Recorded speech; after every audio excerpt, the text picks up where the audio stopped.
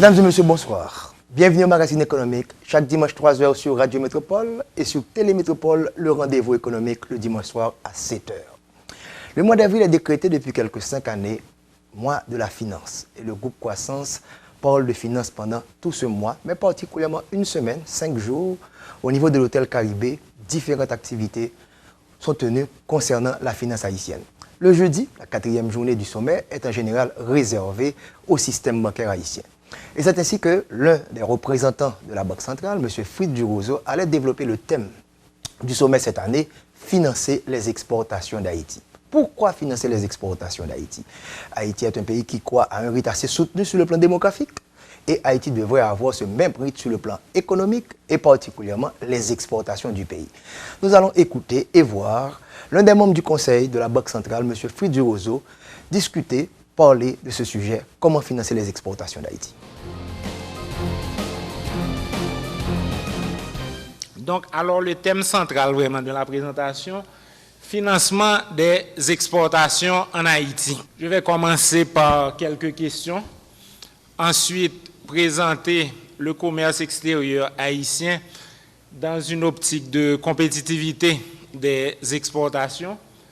Ensuite, évolution depuis le début des années 70, si vous voulez, du commerce extérieur d'Haïti. Donc, quelques questions. D'abord, est-ce que la faiblesse des flux d'exportation?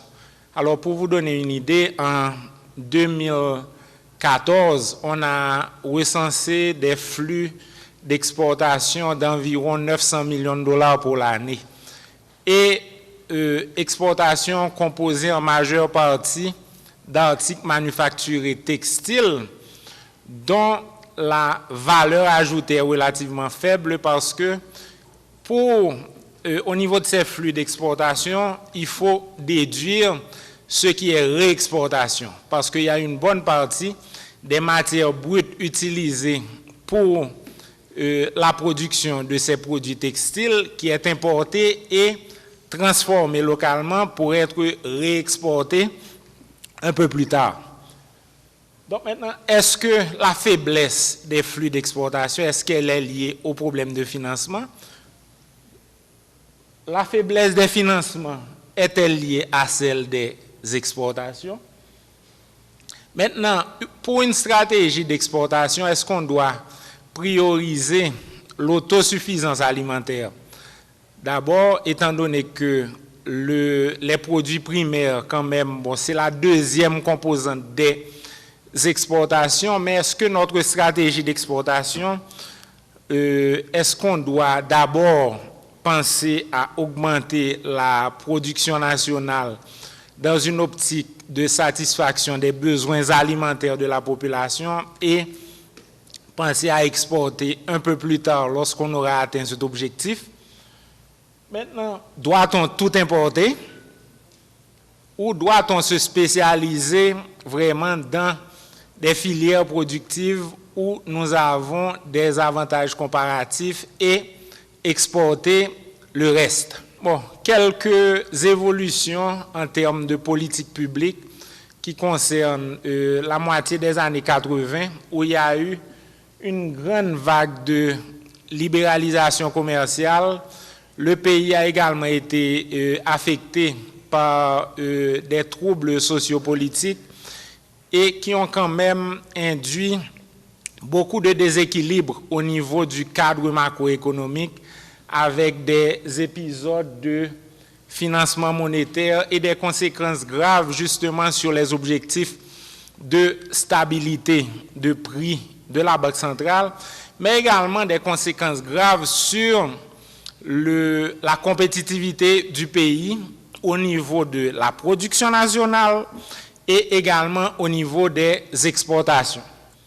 Alors, au niveau des grandes vagues de libéralisation, on a observé des tarifs douaniers sur les produits agricoles qui sont passés de plafond de 50% et qui sont descendus pour certains produits, certaines lignes tarifaires, jusqu'à 3%. Et l'application de ces tarifs bas, c'est elle qui est de mise jusqu'à la date d'aujourd'hui. Et lorsqu'on compare cette décision par rapport aux tarifs qui sont pratiqués dans d'autres pays de la région, notamment ceux de la CARICOM, dont Haïti est membre, donc il y a une grande différence. Parce que, par exemple, pour la plupart des produits alimentaires, au niveau de la CARICOM, on peut parler de tarifs extérieurs communs moyens de 25%. Donc, ce qui vous donne une idée de la... Et ça vous permet de comparer, en fait, la protection tarifaire à la production au niveau de la CARICOM par rapport à Haïti. Donc, maintenant, ces décisions ont vraiment contribué à une grande baisse vraiment de la production agricole en particulier au profit des importations. Bon, ça c'est la composition des importations avec les deux plus grandes composantes qui sont les produits pétroliers, combustibles minéraux et les produits alimentaires. Et la branche alimentaire est dominée par le riz. Alors maintenant, la question de compétitivité du secteur d'exportation. Encore une fois, est-ce que les financements ne sont pas présents parce que les exportations haïtiennes ne sont pas compétitives? Parce que jusqu'à présent, encore une fois, là on parle de textile et de quelques produits primaires. Mangue, café, et les exportations de café ont diminué considérablement à travers les années en raison de plusieurs facteurs, notamment l'évolution du prix international et plusieurs maladies comme la rouille, la bruche et le pourridier qui ont affecté les plantations de café en Haïti. Alors ça, c'est quelques vraiment facteurs qui affectent la compétitivité des exportations. Il y a les questions de la fiscalité haïtienne qui favorise nettement les importations avec des tarifs douaniers excessivement bas sur les produits alimentaires notamment. Donc ça, c'est une entrave importante à l'évolution des exportations qui pourraient provenir des filières agricoles. Bon, alors vous voyez la taille maintenant, la question de financement agricole, moins de 1% du total des crédits octroyés à l'économie. Alors est-ce que c'est la faute des institutions financières? Est-ce la faute des opérateurs du secteur agricole? Donc là, on va le voir un peu plus loin. Donc ça vous donne une idée de la distribution du crédit à l'économie. Vous voyez que le crédit à l'importation a en fait la plus grande pondération dans le total des crédits privés octroyés à l'économie. Bon, il y a beaucoup de rumeurs, entre guillemets, concernant les ressources naturelles disponibles en Haïti. Mais jusqu'à présent, il n'est pas encore établi que ces dernières peuvent être immédiatement exploitées de manière à générer des volumes importants de devises pour l'économie. Donc là, on doit travailler avec ce que nous avons. Et sur cette base, là, je crois qu'il faut vraiment regarder au niveau de certaines filières agricoles qui sont compétitives ou qui ont un potentiel de devenir compétitives. Au niveau de la production animale, le secrétaire d'État à la production animale récemment nous disait que on est autosuffisant au niveau de la production de bovins en Haïti et que le secteur dispose même d'un excédent qui peut être exporté. Donc là, il y a quand même certaines filières à exploiter. Il y a le tourisme intérieur et le tourisme extérieur avec vraiment la dotation du pays en infrastructure hôtelière. D'ailleurs, vous verrez un peu plus loin que la Banque centrale a quand même allégé certaines conditions de liquidité qui ont permis au secteur hôtelier de bénéficier de conditions financières plus souples. La recherche de nouveaux marchés, principalement le marché de la CARICOM, parce que Haïti, en tant que membre de l'Union économique qui est la CARICOM, est censé bénéficier du régime de libre-échange intra-CARICOM, qui implique une libre circulation des marchandises. Mais là encore, dans une optique de fair trade, si vous voulez, Haïti doit réviser ces tarifs douaniers dans une optique de convergence vers ceux appliqués par la CARICOM. Mais le régime de libre-échange intra-CARICOM implique en fait des droits de douane à zéro pour tous les flux de marchandises produits à l'intérieur de l'Union économique et échangés à l'intérieur de cette union. Et en fait, le marché de la CARICOM implique est plus facile d'accès parce que pour les produits agricoles notamment, les normes sanitaires et phytosanitaires sont plus souples que celles exigées par certains pays plus développés. Une stratégie axée sur les pôles de développement, à l'instar de ce qui se fait par exemple dans certains pays de la région, tel la Jamaïque. Jamaïque, c'est un pays qui figure parmi, en termes de criminalité. Si on prend comme indicateur le nombre de meurtres par 100 000 habitants, mais le Honduras et la Jamaïque et d'autres pays de la région d'Amérique latine et de la Caraïbe figurent parmi les premiers à ce niveau. Mais quand même, ces pays ont pu réussir à mettre en œuvre une stratégie de pôle de développement avec un cadre de politique publique vraiment important autour des secteurs touristiques, hôteliers, restauration, etc. Et un cadre de politique publique qui réussit à isoler ces pôles de reste-l'obéi qui est dans le pays, si vous voulez. Donc, nous-mêmes, on doit peut-être s'inspirer de ces modèles pour essayer de faire mieux.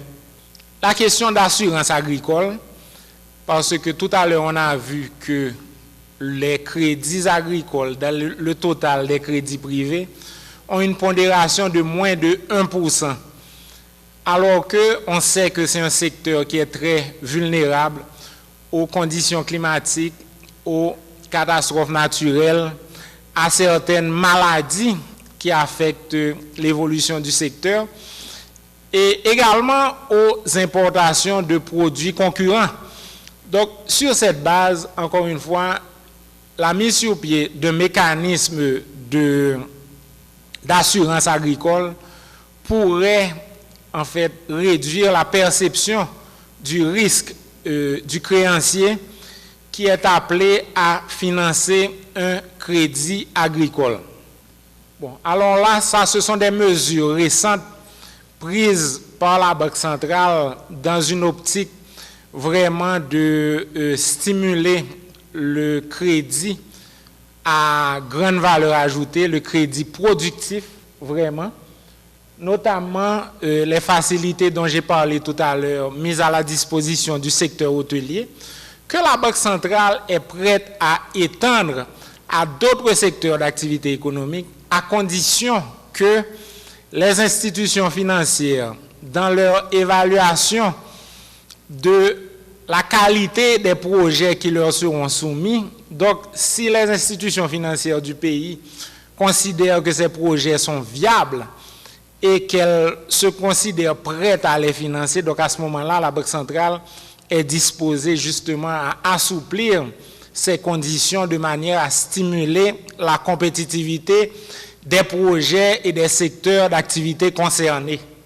Donc maintenant, alors j'aurais pu commencer avec ce slide, si vous voulez, Mais ça, c'est pour vous donner une idée des déterminants des exportations, et ça, c'est standard.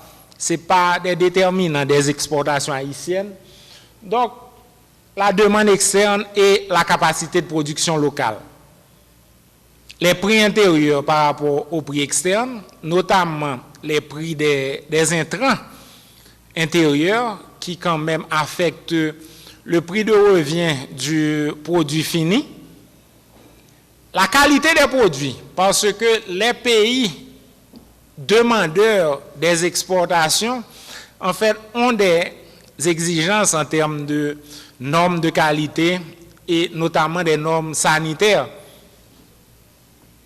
Les délais de livraison, donc délai de livraison qui est très lié à la dotation en infrastructure du pays exportateur. Les questions de règles d'origine. Les règles d'origine, en fait, concernent vraiment la valeur ajoutée du produit fini. Valeur ajoutée dans quel sens?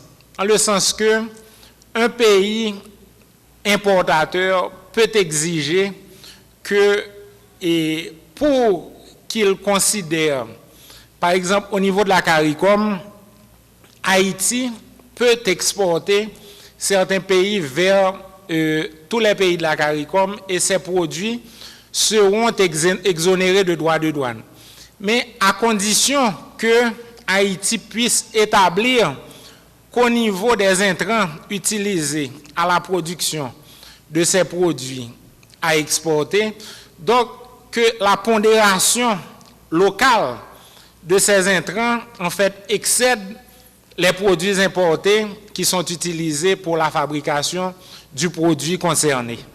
La diversification des exportations qui est essentielle, qui réduit les vulnérabilités du pays par rapport au choc externe, parce qu'on peut un jour exporter un produit et le prix international de ce produit baisse de manière drastique et tue la compétitivité du secteur de production. Parce que n'oublions pas qu'avec la taille de nos exportations, la taille de nos entreprises en Haïti, les volumes que nous pouvons exporter, on n'a aucun contrôle sur le mécanisme de détermination des prix des produits que nous vendons à l'étranger. Donc, sur cette base, on est vraiment un price taker. Et à ce moment-là, la meilleure façon de s'en sortir, c'est de diversifier notre production et nos exportations. On est arrivé à une phase de notre histoire où notre modèle axé sur les importations n'est plus soutenable parce que pas de dollar suffisamment. Et là, encore une fois, un rappel, les sorties de devises qui concernent les importations de biens et de services. Là, on parle de 4,5 milliards de dollars par année. Et pour les exportations de biens et services, les rentrées, là, on parle de 1,6 milliard par année. Fort heureusement, nous avons les supports de la diaspora estimés à près de 2 milliards de dollars. Mais quand même, malgré tout, ces supports ne suffisent pas. Parce que depuis le tremblement de terre, le pays a pu bénéficier de flux d'aide humanitaire importants qui ont augmenté l'offre de devises, mais qui ont quand même contribué à augmenter la taille de nos importations. Mais comme le disait récemment le gouverneur, en fait, ces flux d'aide ont baissé considérablement. Là, on parlait d'une moyenne de 2 milliards par année jusqu'à baisser à 1,5 à peu près en 2013. Et là, maintenant, on est à 500 millions pour cette année. Et jusqu'à présent, les flux, par exemple, en 2014, les flux d'importation ont légèrement augmenté. Donc, ça veut dire que les flux d'aide qui finançaient une bonne partie des importations, notamment les importations alimentaires, ont baissé drastiquement. Mais en parallèle, nos besoins, nos habitudes de consommation de produits importés n'ont pas changé. Donc ça veut dire que nous-mêmes, en mangeant le riz importé, tout ce qui vient de l'extérieur, donc on contribue à précariser notre situation, exacerber ces déséquilibres et augmenter nos vulnérabilités par rapport à ces chocs externes. Maintenant, en 2014 et 2015, on a observé une baisse des produits pétroliers. Mais là encore, bon, ça c'était en fait l'occasion, disons, de peut-être constituer un stock de réserves stratégiques, etc. Bon, on ne l'a pas fait, mais là maintenant, les produits pétroliers, alors là, suivent le mouvement inverse. Commence à augmenter. Donc maintenant, cette augmentation des produits pétroliers, elle va certainement avoir des augmentations sur les coûts de transport des marchandises, notamment des produits importés. En 2008, on a expérimenté les émeutes de la faim qui étaient liées uniquement à une question, à nos mauvaises habitudes de consommation. Le prix international du riz est passé de $500 la tonne métrique à près de $1 300 la tonne métrique. Mais en fait, cette situation a eu des conséquences socio-économiques graves. Il y a un Premier ministre qui a perdu son poste dans ce contexte difficile, mais au niveau de la République voisine, en fait, on n'a pas expérimenté les mêmes problèmes pour la simple et bonne raison que nos voisins consommaient ce qui était produit chez eux.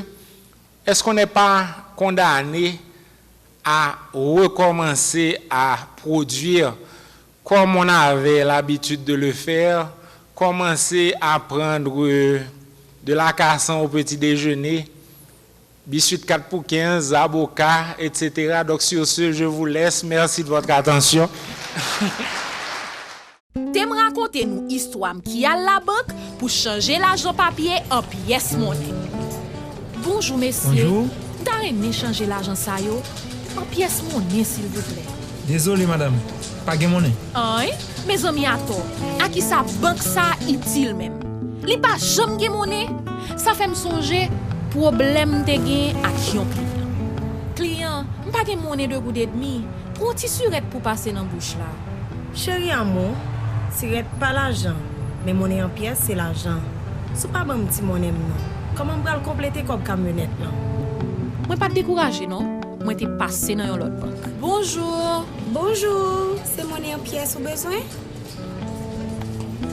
Mais banque qui fait travail li. M'a tout quitté l'autre banque qui pas de bon service là. Merci en pile. Inquiète-toi belle madame, nous là pour nous servir. Toujours marcher avec pièce monnaie. Comme ça, ou toujours payer ça ou pour payer sans été ni mette. Banque centrale gen monnaie 5 kob, 20 kob, 50 kob, goud ak 5 goud. Monnaie banque pour la ba ou monnaie. C'est droit ou et c'est des voiles pour le servir. Pas qu'un prix nan men aucune banque parce que banque centrale bay toute banque monnaie.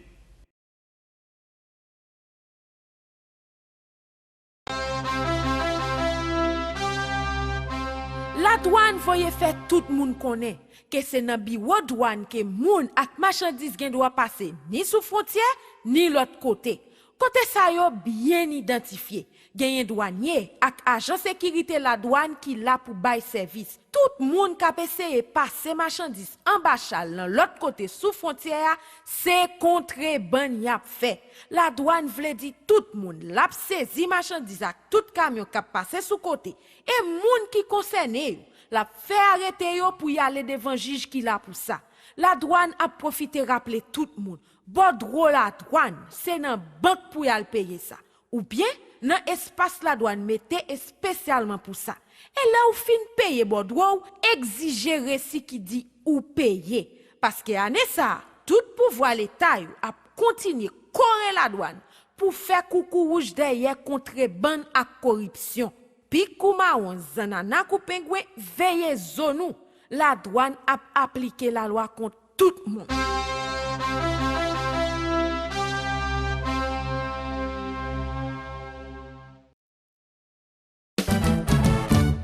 Li campé à côté, la défense intérêt, la fait affaire marché, toujours Jean ou tablé, ou toujours faire confiance, passer le bas performance, ou satisfait sans mode, l'obs client Sogé Banque, Sogé Banque, toujours bas côté mes amis, Sogé Banque, toujours bas côté, Sogé Banque, toujours bas côté mes amis, Sogé Banque, toujours bas côté, Sogé Banque.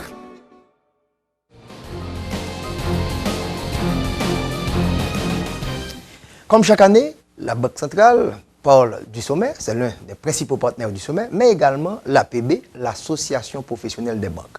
Le numéro 1 de cette organisation, c'est l'ensemble des banques réunies au niveau de cette association, c'est M. Maxime Descharles qui nous parle de l'évolution du système bancaire pendant les 12 derniers mois et les perspectives pour les 12 prochains mois.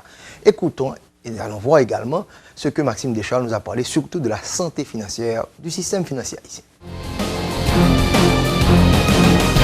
Il s'agira de regarder un petit peu ce que c'est la santé au point de vue de ces ratios financiers, donc la solidité des banques, et aussi de l'élément le plus important qui est là pour assurer leur pérennité, savoir leur profitabilité.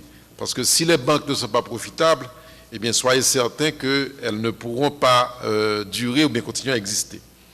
Sur ce donc, quelle a été cette performance-là du secteur en termes de bilan, comme je viens de parler, les ratios, et en termes de résultats. Bien voilà, pour l'année dernière, on peut dire que les banques, en général, ont continué à être performantes. Ça n'a pas été une année excessivement rose. Cependant, on peut dire que les chiffres se sont maintenus, puisque l'ensemble du système, les banques ont dégagé un bénéfice net de 752 millions de gourdes pour décembre 2014. Il n'y a pas une régression importante, cependant, on dit que les chiffres se sont tenus. Du reste, l'actif total, septembre 2014, a donc connu un bénéfice cumulé de 2,8 milliards de gourdes. Et pour la structure financière des banques, elle s'est renforcée à travers un ratio important que l'on retient souvent pour mesurer la solidité des banques, celui de le ratio de capitalisation, comment elles sont capitalisées, c'est-à-dire la voix des actionnaires sur les actifs des banques. Eh bien, ceci représentait 7,9% en décembre 2014 contre 7,58% en septembre 2014. Signe avant-coureur du maintien de la qualité du portefeuille, de la solidité des banques, c'est en fait comment est l'état de leur portefeuille. C'est-à-dire, est-ce que les prêts qui sont dans les livres des banques et qui constituent l'élément essentiel de leurs actifs, est-ce que ces prêts-là, ils sont appelés à générer des profits pour ces banques-là? Parce que comme je viens de vous dire tout à l'heure, il faut que la banque dégage des profits pour pouvoir se maintenir, durer et continuer à exister, pouvoir continuer à investir aussi vers son développement. Eh bien, pour ça, il faut encore qu'elle ait, dans son étalage, comme pour un magasin, il faut qu'elle ait un inventaire qui soit de qualité. Et l'inventaire de qualité pour la banque, c'est en fait l'ensemble des prêts qu'elle détient. Ce sont ces prêts-là qui vont générer des revenus pour la banque et donc, partant, vont assurer sa pérennité. Et pour ça, on peut dire que les prêts, enfin, ils font 35% de l'actif total des banques. Et vous savez, si vous regardez le bilan d'une banque, vous aurez le cash qui figure aussi dans l'actif, qui est un élément non productif de revenus. Il y aura aussi des éléments comme les immobilisations qui, eux aussi, ne génèrent pas de profit de revenus pour les banques. Mais par contre, cette partie-là, le 35,8%, c'est l'élément unique qui est le plus important, qui à lui seul fait 35% de l'actif. Et comme nous avons parlé de qualité de ce portefeuille, l'élément que l'on retient pour mesurer ça, quel est le pourcentage des prêts de ce portefeuille qui donnent des signaux avant-coureurs qu'un problème pourrait se poser. C'est-à-dire que ces prêts-là pourraient ne pas être repayés à la longue et qu'éventuellement donc, la banque pourrait encourir une perte. Eh bien, le pourcentage de ces prêts-là, qui ne sont pas de très bonne santé pour la période que nous venons de mentionner, Il représentait 1,5% en décembre 2014. Et pour ce qui est de la profitabilité, les indicateurs que nous suivons, que nous retenons, nous avons le retour sur actifs, le ROE comme on